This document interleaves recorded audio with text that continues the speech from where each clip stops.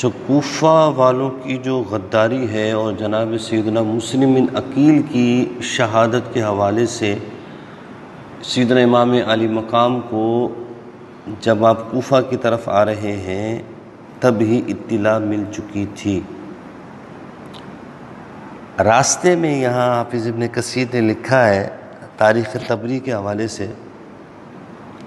ایک شاعر ہے فرزدق، لقی الحسین فی الطریق فسلم علیہ وقال له آتاک اللہ سولک واملک فیما تحب۔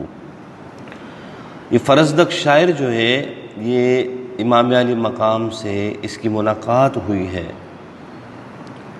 جب آپ مکہ سے کوفہ کے لیے آ رہے ہیں، تو اس کوفہ کے رستے پر فرزدق کی ملاقات ہوئی امام علی مقام سے۔ یہ بھی محبان اہل بیت سے ہے۔ فَسَأَلَهُ الْحُسَيْنُ عَنْ أَمْرِ النَّاسِ وَرَأَى، تو امام علی مقام نے اس سے لوگوں کے بارے میں پوچھا، دے خبر کہ یہ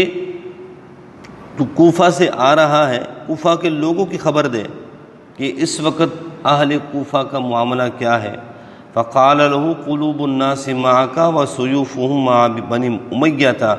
والقضاء ينزل من السماء والله يفعل ما يشاء۔ فرزدق کہتا ہے کہ ان کے دل آپ کے ساتھ ہیں، ان کی تلواریں بنی امیہ کے ساتھ ہیں، اور قضا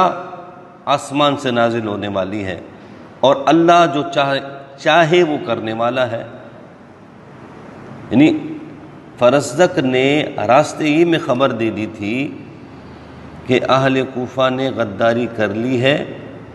اور وہاں معاملات بگڑ چکے ہیں، اور امام علی مقام کوفہ کے لیے روانہ ہو چکے ہیں۔ فقال له صدقت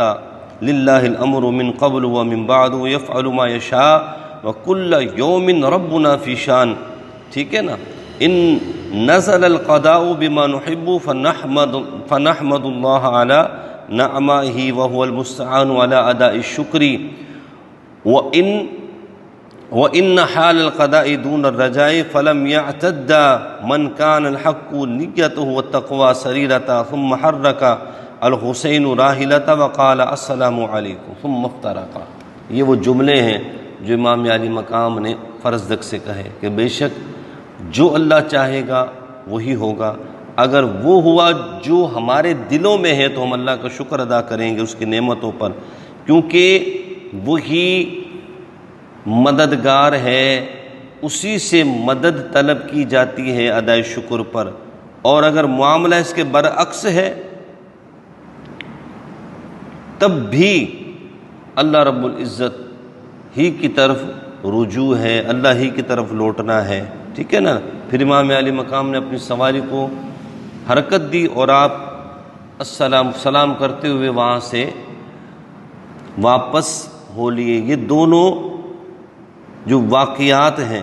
ان سے پتہ چلتا ہے کہ سیدنا امام علی مقام رضی اللہ تعالیٰ عنہ کو راستے میں یہ خبر پہنچ چکی تھی کہ کوفہ کے حالات بگڑ چکے ہیں، لیکن آپ نے سفر ترک نہیں فرمایا، اس کے باوجود سفر اختیار کیا۔